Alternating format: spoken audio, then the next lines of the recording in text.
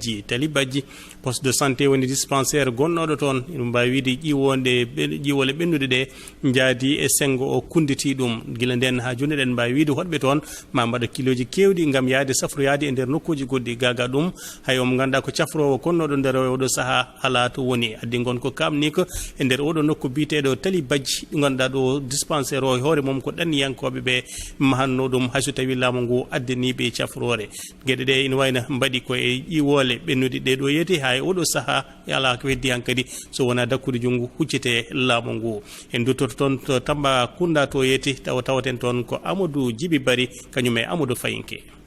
timmi balɗe 17 ko poste de santé mo Talibadji gollaki tawa sababu o ko ƴiwonde mawde wondude e hendu hewndu tomnode gila ñande 14 lewru ndu ko ndun hendu yaadi e sengeje gonnode e ndun suudu safrirdu ha laaɓi ndun suudu safrirdu noon ko ɗanniyankoɓe wuuro ngo mbaɗanno ɗum koye mumen tawa ngalu ngu tolnima e 35 millions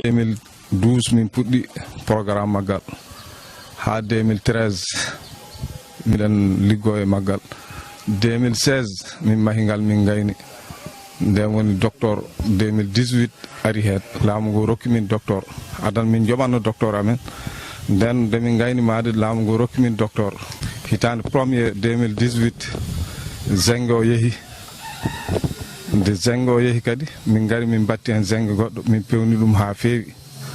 eyyi kangal hôpital ngal komin deppise maggal woni million ngaji 35 ko ngol ɗo woni laawol ɗimmol ko ɗe caɗele ina keptoɓe kono ngol kam eɗen mbawi wiide kala ko wonno toon boni gila e leɗɗe cafrorɗe kaɓirɗe ɗe cafrowo o hutortono sengeje panoje solaire e ko nandi hen 2020 oɗo kadi ngal yeehi ha ngal laaɓi ɗumne ko ƴiwonde nawi wona hay batte ƴiwonde ari arde hendu mawdu awa wiri sengue o ha jamɗe ɗe foof panoje solaire uji ɗi min mbanno hen fof boni hay hunde hen heddaki joni noon miɗen ñaagui laamu ngu nde ballata min ha poste santé ngo feewa gati ko ene riskuno hay docteur o ma e nder to toɓo ngo ko toon tawimo kanko docteur o tene hay goto amen tinani gati hôpital ngal ne woɗɗi wuuro ngo ndun suudu safrirdu noon ina hufno fodde guure tati ɗen guure fof hande so jiiɗi safrade ko ma jaaha kilométre uji kewɗi gam yiide nokku cafrorɗo te kadi laabi ɗi moƴƴani ɗum noon eɓe ñaagui laamu ngu nde faabotoɓe e ko ɓuuri yawde saabu koye saaha ndungu wona pawle ina keewi hankkadi minen doole amen jettima e nokku gati won gueɗe kewɗe min jiiɗi wadde kono so gasani min mbawa wadde gati hay galle docteur o nen ɗon miɗen poti wadde ɗumen tagi noon min ñaagui laamu ngu ballal yoɓe gandu minen de doole amen hankkadi jettima e nokku eyyi min jettima e nokku miɗen jiiɗi wallede en ciftinat ngoɗo wuuro wiyetego Talibadji tawete koye commune mo Dugge tundu Janke Maka kono ko e falde Goudiri